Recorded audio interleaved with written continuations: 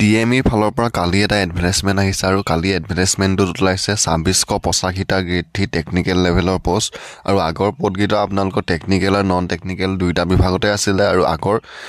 আপোনালোকৰ যোনকেইটা পদ আহিছিলে সেইকেইটা পদৰ লগত এইকেইটা পদ সম্পূৰ্ণ বেলেগ আপোনালোকৰ এতিয়া পদকেইটা ওলাইছে 2685টা গ্ৰেড 3 টেকনিকেল লেভেলৰ কাৰণে অকল ওলাইছে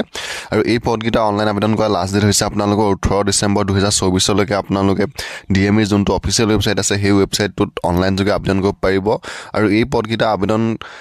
কৰিবলৈ হলে আপোনালোকৰ শিক্ষাগত অৰ্হতা যেহেতু 2685টা পদৰ প্ৰত্যেককেইটা পদৰ বেলেগ বেলেগ বিভাগত ওলাইছে আৰু আপোনালোকৰ প্ৰত্যেককেইটা বিভাগতে আপোনালোকৰ শিক্ষাগত অৰ্হতাটো বেলেগ বেলেগ আৰু পে স্কেলটো থাকিব আপোনালোকৰ 14000 পৰা 70000 পৰ্যন্ত আৰু আপোনালোকৰ গ্ৰেড পেটো এক্সট্ৰা আৰু নেশ্যনেলিটিটো আপোনালোকে আবেদন কৰিবলৈ হলে ইণ্ডিয়ান সিটিজেন হ'ব লাগিব বয়সৰ ক্ষেত্ৰত আপোনালোকৰ হৈছে 18 পৰা 40 বছৰলৈকে আপোনালোকে আবেদন কৰিব পাৰিব আৰু